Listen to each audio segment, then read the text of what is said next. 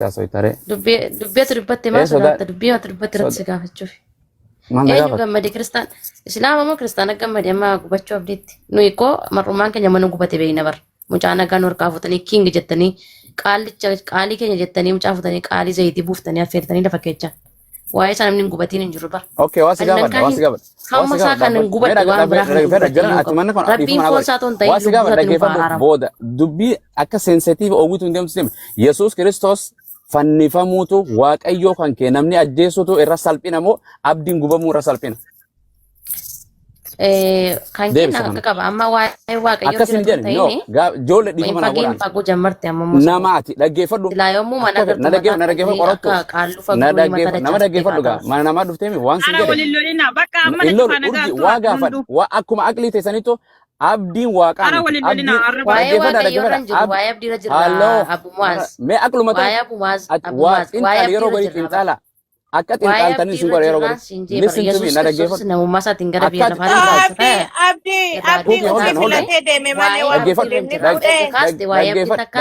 dhaggeeffadhu amma mar'ummaan keenya gubatanii deema waan ta'eef dhaggeeffadhu sini kan mijaa fuudhee qaalii keeyyatanii qaalii zayitii buuftanii affeertanii fakkeechan. abdii ofii uf gube filannoo ofii filate. May ati kuki afaan just please let me talk to this lady. I respect you just listen to me. Kuki ati fadhu. Macaafa keenya boqonnaa 24 lakkoofsa 17 akkas nuun jedha dhaggeeffadha marti keessa namni abdiitti gammadan jirtu taanaan isin kiristaanaa miti.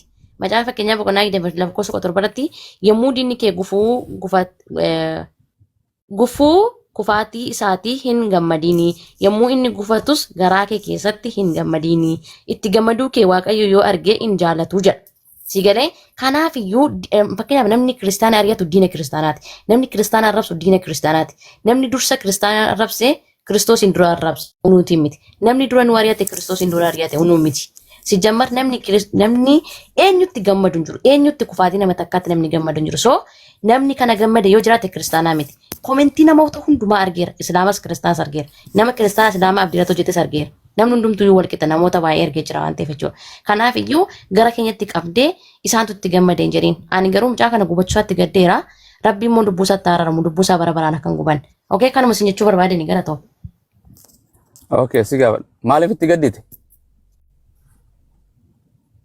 Gubachuu mucaa kanaa gaddeeraan akka namummaatti. Nama kiristaana warrootan kiristaana obboloowwan kee kiristaana viidiyoo dalagu argitamu argitu. Gama lamaan argee jira. Namni baga jedhu komentii argee jira. Namoota kun hundumaaf an deebisee macaafa tiksiidhaan. No duriyya zimbiroo nan arsitu. Warrootan barsiisaa isin jettaniin. Anoo hin agarre. Namni atuuf hin jiru viidiyoon. Abdii ka gammade akka jiru kiristaana. Okay waan si gaafadha dhaggeeffadhu. Waan si jedha. Kazeetiin addunyaarra gubatame abdiidha jalqaba abdiidha. Namni jamara macaan qulqulluun akka jedhu afur qulqulluutti kan qoosee ifaman qabu jedha. Arrabsoon garaa garaan ifama garuu kun ifaman qabu jedha. Ansan siin hin jennu. Dhiifama kan hin qabu jedhu bara. Yoo amantii san ittiin deebi'e jedhe malee islaam amantii ta'e san keessa hin jiru bara. Salaama keessa hin barkun. Kiristaana keessa waaqayyo gooftaan gantee eenyu gantee dhiifama achitti hin deebi'e jette dhiifamni kasiin godhamne. Waaqayyo abbaa arrabsuu dandeessa Yesuus arrabsuu dandeessa afur qulqulluu namni salphisee galuu hin danda'u. Nama islaama keessaati miti. Nuti afur qulqulluu nu laalchisu Yesuus waaqa nu isan kadhannu. Abbaa jennee waan hin kadhannu waan siin jedhe waa si gaafadha. Zeetiin gubatamuun ajjeefamuun biyya lafaarra miidhamuun ajjeefamuun barbadaa'uun abdiirraa eegalte. Ilaamee obboleessa keenya Abumaas waan asiin jechaa jiru amma walumaa galatti otuma inni na dhaggeeffadhu ati waaqayyo kan keenya kan daqiiqaa see kanneen dilaa osoo itoo hin dubbadde amma gaafuma kana si gaafachuu deema. Gaafattee miirra maaree kanaafuu na gaafattee isa jammaree waan jedhe kan zeetiin gubatame akkasiin jedhe sarratti jammaree zeetiin gubachuu itti kan zeetiin gubatame kan namaan ajjeefame abdiirra jalqabe. Waaqayyo dubbatee akka dubbate kan raawwate abdiirratti eegalee amma yeroo ammaa kana jechuun yeroo siin jedhu wanta amma miidiyaatti argaa jirru. Sansiin jedhu afaan Oromoo si gaafachuu zeetiidhaan amantii irratti yoo seenaa qaraates kiristaanummaa Wamuun dagaa zeetiin gubatamuun amantiirra gubatamuun namummaan gubatamuun ajjeefamuun abdii raggaasaa irratti argamte.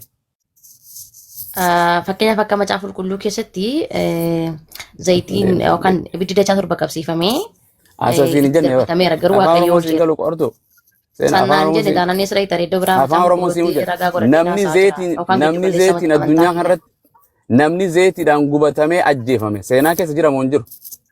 Anoo daataa kanaan qabu. Hin qabdu.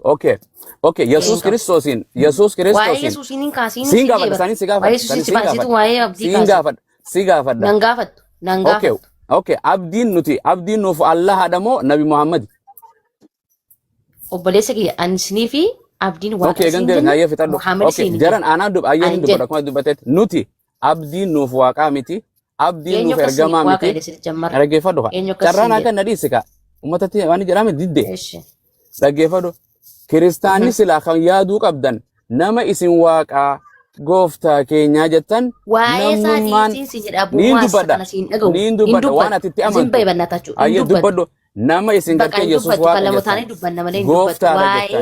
waaqa jettee waaqessituuf sammuu namaa sii fannise abdiis namaa tokkos godhe namaatu nama miidhe waaqayyoo kan kee namaatu si miidhe. Mi'a nama maqaa mucaa sanaa la'anii abdiin haa baga gubateechaa jiru. Maaf gubatee haaruu jira malee Yesuus Kiristoos fayyisuudhaaf jedhetu abdiin immoo sababii kamiif jedhetu isin gubatee natti maaka. Hawaasni jedhee bara amma akkatti matan itti yaadi nuti waaqa hin jennu waaqni keenya hin gubanne ati namni ati waaqa jettuun hin gubate obboleetti. Abdii fi Yesuus walitti qixxeessinii na ajjeesi jedhee kadhatee gatii argatee bakka kanuma dubbiin jiru. Yesuus illee ban Yesuus illee walitti dubbiin.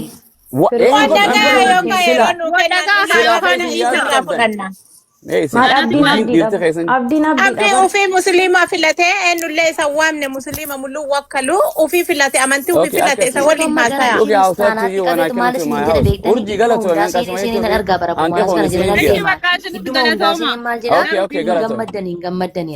Sini kan gammade. Dhugaatii kan gammade mucaa kana feelee kaa'ee jechuudha. Urjii mana kan keen kabajisiistu. Abdii waaqaa miti. Ortuu dhiisatis No, maan dubbanne bakka hundumaatti deemee taphumaas hin gammadan namni abdiitti gammade jira nama caafatti buutan yookaan Yesuus Kiristoos waliin loltan sen. abdiin gatii Taada zayitii muluu kunno kafannise haru kiristaana malee musliimaa baga gubate jedhee kafannise kiristaana. ani hadha dhiisi borsuun jedha. Ila waan tokko beektaa Abdii amantii ofii filatee isa itti gaafatamaa us jedhaa jiru keessa ofiiyyuu nafsee keessan fayyisaa namni garii. Warri baga jedhan jiraannaan sintu waaqayyoon godhe jedheeniitu iyyuu waaqayyoon ajajee waaqayyo musinii godhee baga jettummoo waaqayyo yeroo isaatti waan barbaade godha waan kamiyyuu namni akka jiru jiraannaan na biratti fudhatama hin qabu mucaafarra dhaabbachuun kana immoo ittiin gammadiin nuun jedha macaafni qulqulluun macaafni fakkeenyaa kun ittiin gammadiinaa nuun jedha waan ta'eef kanaafiyyuu namni kiristaanaa arrabsaa ture namni kiristaanaa ariyataa ture namni macaafa qulqulluu kana xiqqeessaa ture nuuf diina keenyadha diinni kan biraan malkii hin qabdu mana hin qabdu bifa hin qabdu biyya hin qabdu kanuma diina jechuun so kanaafiyyuu diina keenya kufaatii diina keetti hin gammadiin kan jedhu kanadha gammaduu kee argee waaqayyo dheekkamsaa ol deebisaa jedha irraati kanaafiyyuu gammadu namni tokko hin gammada taanaan iyyuu waaqayyo hojii isaa ka'eeyyuu hin dhaabaa jechuudha kana beekadhaa. Kan bakka hundumaatti deemee namichi kun immoo akkas jedha dhiifama naa godhaa garuu ana wajjin ol gashinaan hin galee dubbadhe yaani dubbadhu ture yoo isin balleessan. Namni koomentii barreessitu argee si galchee dhiisaa walillee lolinaati. Mootii baga nagaan dhufte akkuma jedhan Baga nagaan jirtu nagaa irraallee keessanii hin dubbanne jechuudha. Maaliif jennaan nama sa'itii affeelame kana osoo obboleessi yoo ta'e urjii akkamitti nagaa keessanii jirra nagaa mootii akkam.